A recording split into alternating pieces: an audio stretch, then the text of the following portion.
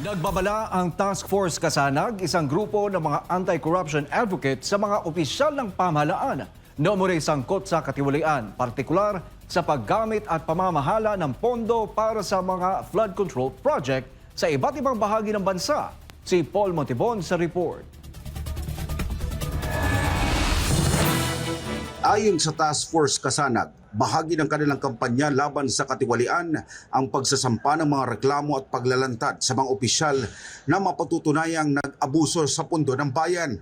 Sinabi ng grupo na matagal ng issue sa ilang komunidad ang flood control project na patuloy na pinupunduhan ng gobyerno, ngunit nananatiling problema ang pagbaha sa tuwing may malalakas na pag-ulan.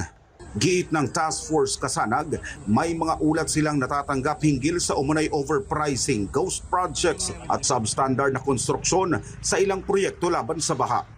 Yes or no, hindi naman natin sila tinatakot, no? Pero pag may kasalanan ka, may pananagutan ka. Kahit sa simple lang na pamilya, pag ang anak ay may kasalanan sa ama, talagang mananagot.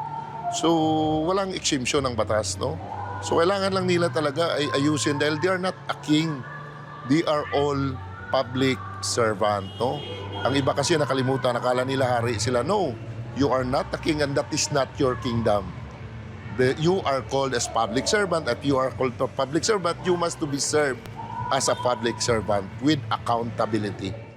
Sa kaugnay na balita, naghain ng kasong plunder, graft at paglabag sa Code of Conduct and Ethical Standards sa Office of the Ombudsman ng Task Force Kasanag laban sa ilang opisyal ng National Irrigation Administration o NIA at Department of Public Works and Highways o DPWH. Kabilang sa mga kinasuhan si NIA Administrator Engineer Eduardo Eddie Guillen, Bids and Awards Committee Chairman Robert Sugitan, mga miyembro ng NIA BACA at ilang pribadong construction companies. May hiwalay din reklamo laban kina dating DPWH Secretary Manuel Bonoan, USEC Undersecretary Ador Canlas at Undersecretary Emil Sadain.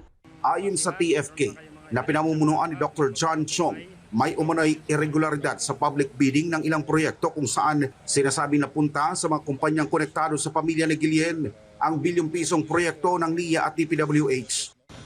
This is not only for NIA, no? Also in DPWH and some other agencies. Yung ating naman is transparency, no? Kailangan talaga magsalita kung anong tama, no? At susundin kung anong tama kasi it's considered public bidding tapos may public bidding bang sila-sila lang? Hindi muna isinapubliko ang mga complainant para sa kanilang kaligtasan. Iginiit ng TFK na walang personalan sa pagsasampa ng kaso at umaasa silang masusing iimbestigahan ito ng Ombudsman. Para sa Diyos at sa Pilipinas, kung mahal nag-uulat, Paul Montibon, S79 News.